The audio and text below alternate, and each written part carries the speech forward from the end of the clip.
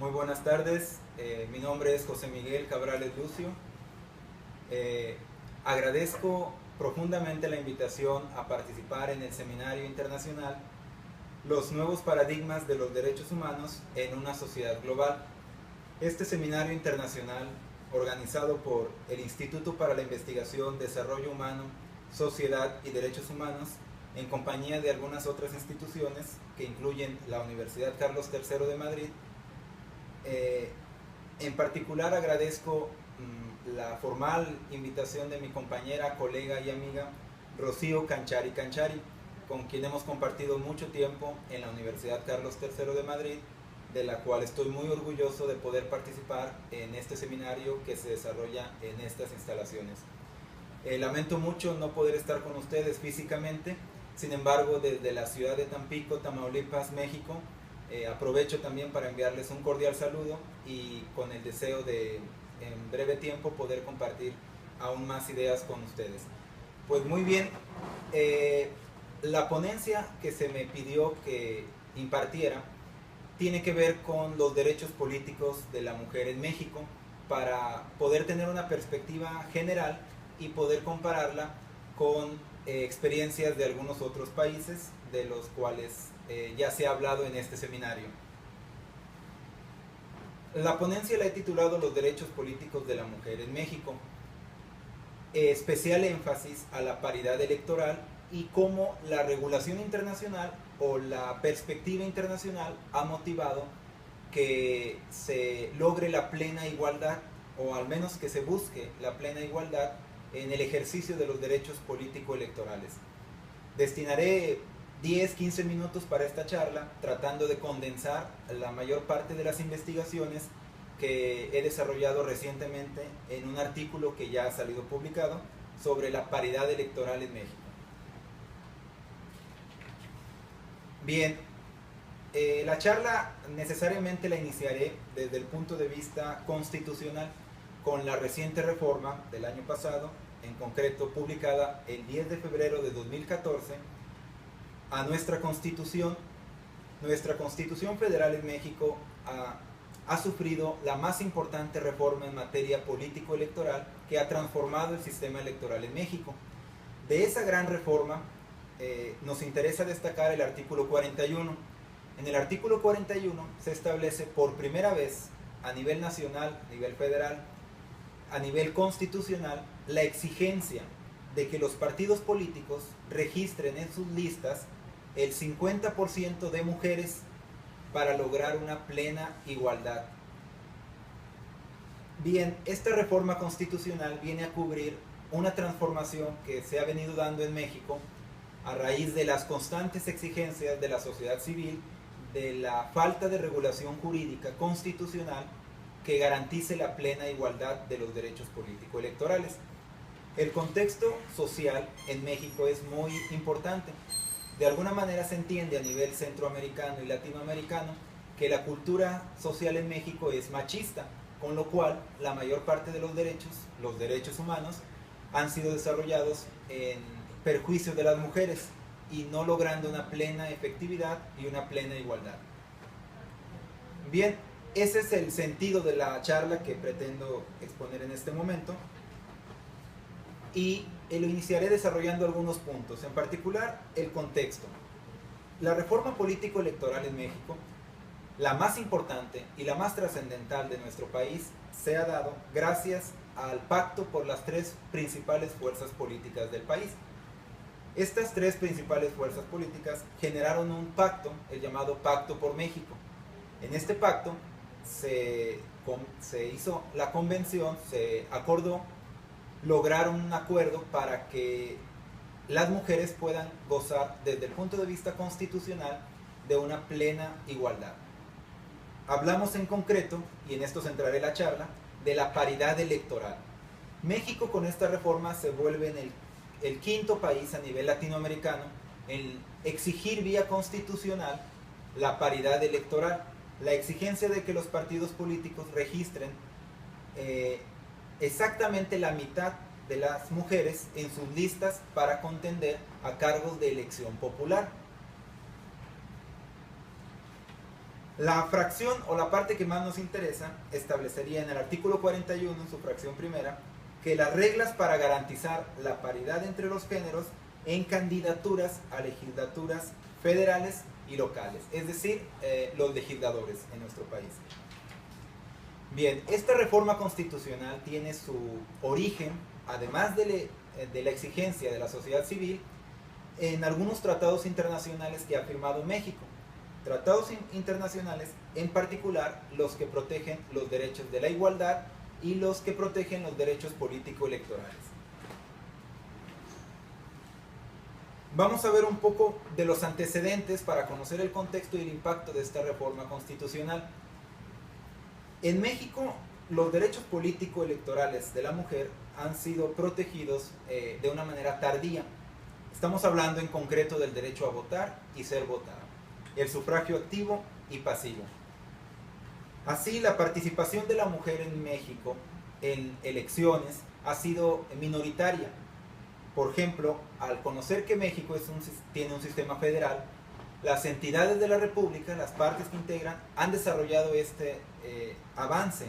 En concreto tenemos en 1922 que se reconoce por primera vez el derecho de voto a las mujeres en elecciones estatales y municipales.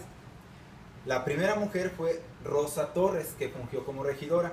Posteriormente Chiapas, una entidad que se encuentra al sur de México, permitió el voto en 1925 y Puebla en 1936. Estamos hablando apenas del siglo XX. A nivel federal no fue sino hasta el 17 de octubre de 1953 que se otorga el derecho pleno para que puedan votar y ser votadas en elecciones federales a las mujeres. Esto se permitió a través de unas reformas al artículo 34 y 115 de la Constitución, en el cual se garantiza que las mujeres también son consideradas como plenas ciudadanos. ¿Qué quiere decir esto? Que gozan de todos los derechos y por lo tanto los derechos político-electorales a votar y ser votados. Pues bien, este origen constitucional ha sufrido unas transformaciones. Tenemos, por ejemplo, que recordar parte del contexto. Es evidente que la participación de la política de la mujer en México ha sido una lucha constante de la sociedad civil y del propio derecho. Por ejemplo, en el periodo comprendido entre 1953 y 2006, existía una proporción mínima de mujeres ocupando un curul. El avance significativo se presentó hasta la legislatura 2003-2006, es decir, recientemente, donde existía un total de 116 mujeres diputadas de 500 diputados, de los cuales se compone nuestra Cámara de Diputados, constituyendo el 23%. Este avance podría ser atribuido directamente a la cuota de género, que se presentó por primera vez en 1964 a 1970, cuando habían 2 mujeres. Esta situación representaba el 3.12% de un total de 64 senadores. Es decir, tuvimos una transformación en México que implicaba desde el siglo pasado lo que se pudo haber llamado como cuota de género para pasar a lo que ahora consideramos como paridad electoral. Más adelante explicaré brevemente lo que es cuota de género, sobre todo en el contexto mexicano, pero por ahora esa sería la transformación. Hay muchos más datos respecto a la transformación que ha tenido la participación de la mujer en México en los cargos de elección popular. El resumen de ello, para no alargarme tanto en esto, implicaría que estamos hablando de un porcentaje desde el 10 al 30% en el siglo pasado, desde 1950 hasta el 2000. Como sabemos, a nivel político, en el año 2000, particularmente en 1997, hubo una transición en el Congreso de la Unión, hubo una transición de los partidos dominantes.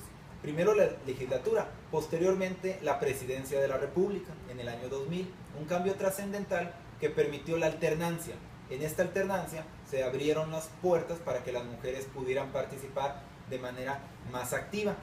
Y es a partir del 2000 hasta la fecha que se han dado las mayores transformaciones para garantizar estos derechos a la mujer.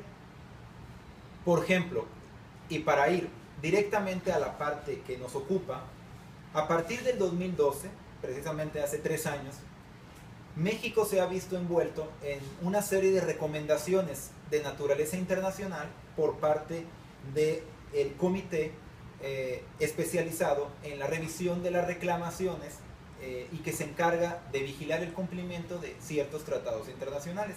En particular, dos tratados internacionales que son los encargados de vigilar los derechos de la mujer en el ámbito electoral, los derechos político-electorales de la mujer, y el tratado internacional que protege la igualdad de género, es decir, la protección de la plena igualdad. Bien, estos dos tratados internacionales que son ampliamente conocidos, al ser interpretados se ha llevado a la conclusión que México tenía que incrementar la cuota de género. La principal recomendación se dio en el 2012 y es la que se dio en la fecha del 7 de agosto de 2012. En esta recomendación se indicó que debía armonizarse la legislación interna, la legislación de las entidades de la República, para que los partidos políticos cumplieran con la cuota de género. Actualmente, mejor dicho, desde el 2014, existen 185 mujeres de un total de 500 diputados, representando el 37%, mientras que en el Senado hay 44 de 128, constituyendo el 34.4%. Estos son datos del año pasado, de 2014. Actualmente hay una transformación política porque nos encontramos en periodo de elecciones y hay algunos cambios que modificarían estos datos, pero a grosso modo estamos hablando desde el 30-37% de la participación de la mujer en estos dos órdenes. ¿Qué pasa con las cuotas de género, consideradas como acciones afirmativas? La legislación interna en México sí ha modificado su legislación y su regulación para lograr, a partir de 1993, por primera vez en nuestro código, que es el Código Federal de Instituciones y Procedimientos Electorales, ahora ya tiene otro nombre esta legislación, establece como sugerencia, y esto es importante, que los partidos políticos incluyeran mujeres en sus registros, en los registros que se presentan para ser candidatos. El artículo 175.3 establecía que los partidos políticos promoverán, como sugerencia, la inclusión de las mujeres, 1993. Esta sugerencia obviamente no se cumplió en la práctica. En 1996 se volvió a reformar este instrumento jurídico y se pasaba a recomendar que debía existir un 30% de mujeres en estas listas. La consolidación de la cuota de género como medida compensatoria para lograr la equidad, para lograr la igualdad, se fortaleció en 2001 con la reforma al artículo primero que establece la prohibición de discriminación por razón de género y haciendo énfasis al respeto a la dignidad humana. En 2002, otra reforma al código anteriormente mencionado garantiza el derecho a voto e integrar órganos de elección popular. Esta primera intención se fortaleció con las primeras reformas en los años 1996, 2002 y 2007, año en que se dio otra gran reforma estructural en materia electoral. En el 2008, para avanzar, el código electoral obligó, ya no sugería, obligó a los partidos políticos a integrar sus listas con 40% de mujeres. Esto lo hizo en el artículo 219. Con esto se pretendía lograr la equidad. Hasta ese entonces no se exigía el 50%, era un 40%. A partir de ahí, en esta evolución de las cuotas de género, llegamos a lo que es la paridad electoral, que mencioné en la reforma constitucional del 2014, la reforma electoral. Bien, esta reforma constitucional vino a consolidar la gran transformación que México había sufrido desde el punto de vista político desde el 2000, desde el punto de vista jurídico e internacional por las exigencias internacionales desde el 2012, en la que desde la judicatura y los tribunales, tribunal especializado, el Tribunal Electoral del Poder Judicial de la Federación, se encargó de pronunciarse para garantizar los derechos de la mujer, la plena igualdad, también en el ámbito electoral.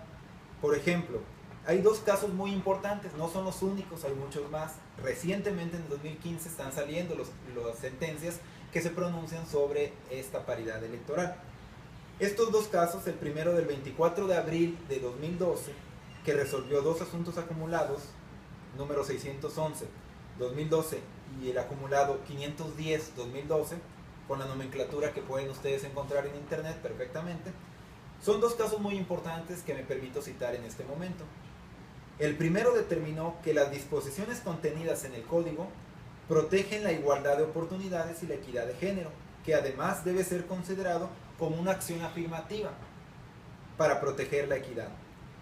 En este caso se reconoce por primera vez, junto con otras sentencias, pero esta en particular, que había una subrepresentación en México, conociendo que los datos que arroja nuestro principal instituto de estadística e información, el INEGI en México, existe una mayoría real social de las mujeres en México. Alrededor del 53-54% son mujeres en México.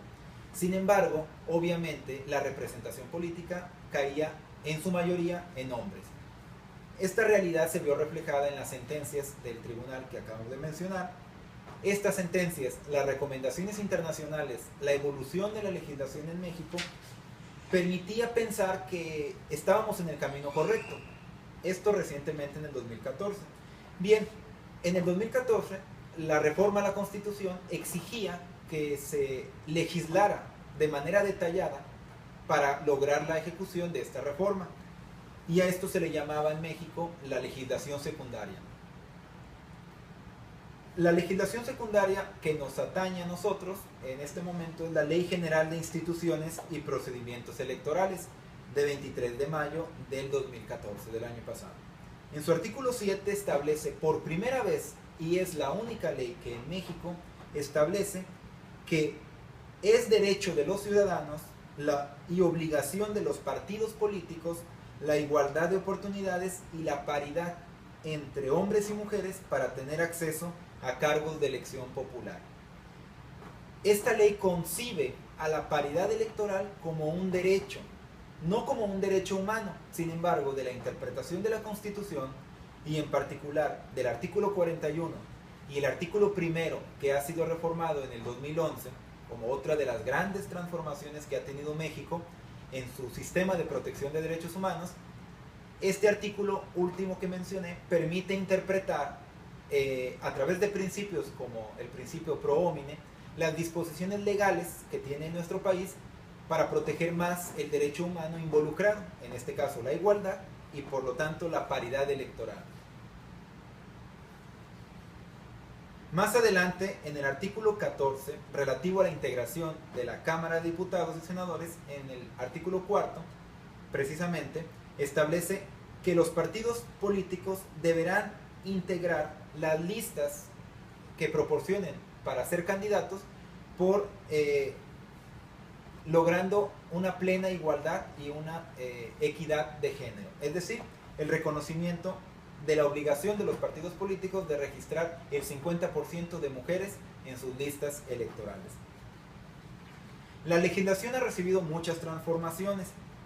En este caso no voy a abundar porque no tenemos tiempo para ello, pero sí haré algunas observaciones conclusivas y algunos puntos pendientes que tiene México respecto a la paridad electoral y al ejercicio pleno de la igualdad en el ámbito electoral y la protección de los derechos humanos de la mujer.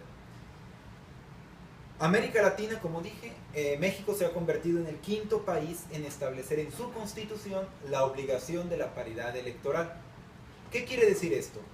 Y esto es una de las conclusiones importantes, que nuestro juicio de amparo, nuestro juicio más importante para proteger los derechos humanos, ha tenido una ampliación en el campo de la protección que puede tener. Incluso nuestros procedimientos internos de protección de los derechos político-electorales, con perspectiva de derechos humanos, se han visto fortalecidos con esta regulación constitucional. Por lo tanto, se puede pensar que en México hay una consolidación, aunque posiblemente tardía, de lo que es la plena igualdad y las condiciones para que la mujer participe. No entraré en este momento en los detalles que implica tener que por obligación un partido político tenga la mitad de mujeres, porque no quiere decir que por ser mujer tenga necesariamente que estar en esa lista. Debe evaluarse su capacidad, su liderazgo y algunas características que son propias de cualquier ser humano independientemente de su género. Sin embargo, por la tradición que teníamos, ha sido necesaria esta obligación constitucional. Cuando pase un determinado tiempo y logremos la paridad, quizá estas disposiciones constitucionales no sean necesarias. Sin embargo, desde el punto de vista jurídico, todavía la regulación y la obligación es una principal herramienta para lograr la plena efectividad de los derechos humanos.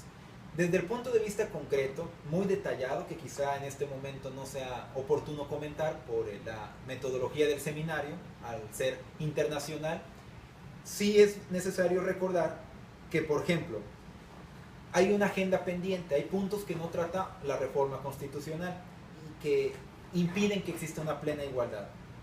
Por ejemplo, hay que considerar que periódicamente hay elecciones, hay que considerar que ya fueron modificadas 17 legislaciones de entidades federativas de nuestras 31 entidades y Distrito Federal para lograr la adecuación de la reforma constitucional a las elecciones locales que tendrán en cada una de las entidades. Han sido resueltos innumerables juicios ante el Tribunal Electoral del Poder Judicial de la Federación que van construyendo un criterio jurisprudencial para entender esta plena igualdad, que han sido nombrados magistrados de los tribunales electorales de entidades regionales, de las entidades federativas. Ha sido transformado el sistema jurídico y político mexicano para lograr la plena igualdad. ¿Qué queda pendiente? Queda pendiente que efectivamente lo que dice la ley, la Constitución, los tratados internacionales y las exigencias de organismos internacionales como los comités que vigilen el cumplimiento de estos tratados sean cumplidas efectivamente. ¿Cuándo lo sabremos? Después de hacer un estudio, quizá estadístico, de ver si en los cargos de elección popular ya hay el 50% de mujeres, por lo menos. Eso habrá que verlo en una investigación futura. ¿Qué no ha pasado y que quizá debió haber pasado? La Constitución vigente en México se divide en dos, la parte dogmática y la parte orgánica. Los derechos humanos están contenidos generalmente en la primera parte, pero también son encontrados en más artículos de la Constitución. Pero es importante haber pensado en diseñar la paridad electoral en clave de derechos humanos, como un derecho subjetivo, que pueda ser exigido por una mujer, reconociendo que no hay una paridad electoral, como un derecho subjetivo público.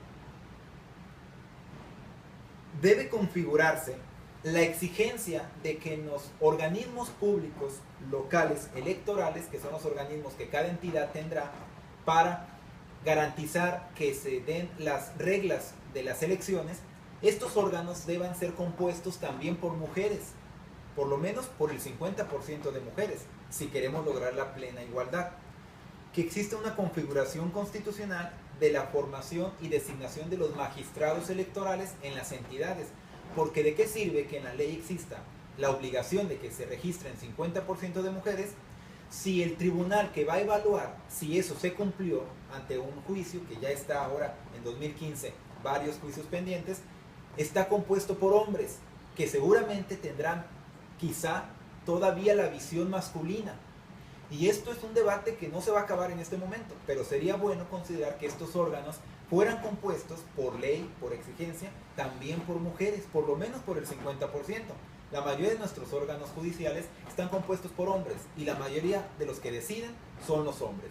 Y esto es un reclamo de la sociedad civil y sobre todo de las sociedades que protegen los derechos contra la mujer.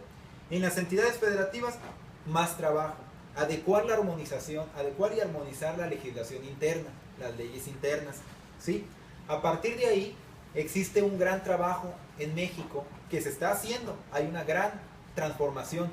La sociedad civil, los órganos de protección de derechos humanos como la Comisión Nacional de Derechos Humanos, la Comisión Nacional para Prevenir la Discriminación y diferentes organizaciones de la sociedad civil no gubernamentales han luchado porque esta reforma constitucional se lleve a cabo.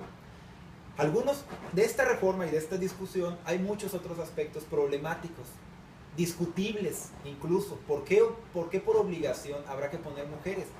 Recientemente en algunas entidades, que podrán investigar ustedes en algún otro sector, se han eliminado listas de candidatos que han propiciado partidos políticos porque no contenían el 50% de mujeres.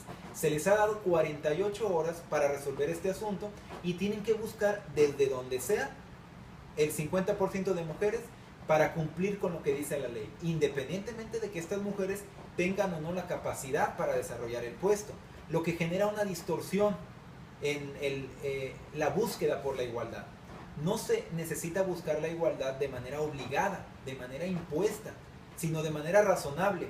Pero como México, como muchos países latinoamericanos, todavía no está preparado socialmente para otorgar la igualdad desde el punto de vista social, el derecho, en particular la Constitución y sobre todo los derechos humanos, han tenido que ser la herramienta para lograr paulatinamente la plena efectividad de los derechos humanos de naturaleza política, aspecto fundamental en cualquier democracia y sobre todo en la mexicana, en la que actualmente estamos envueltos en una gran transformación estructural que nos ha puesto en la escena internacional como un país que definitivamente no respeta los derechos humanos. Por lo tanto, esta es la perspectiva, la cuestión que yo quería compartir con ustedes, y vía internet, vía medios de comunicación virtual, a reserva de que no estoy físicamente ahí, podríamos continuar discutiendo, dialogando o ampliando más este tema que es muy interesante. Muchísimas gracias por su atención, discúlpenme no estar físicamente ahí y están invitados todos a México para discutir temas de trascendencia electoral que seguramente ustedes ya conocerán. Muchísimas gracias. Muy buenas tardes, buenos días desde Tampico, Tamaulipas, México, de la Universidad Autónoma de Tamaulipas y de la Unidad Académica de Ciencias Jurídicas y Sociales, en particular desde nuestra biblioteca, de donde se ha transmitido esta videoconferencia. Así que muchas gracias y estamos aquí para servirles.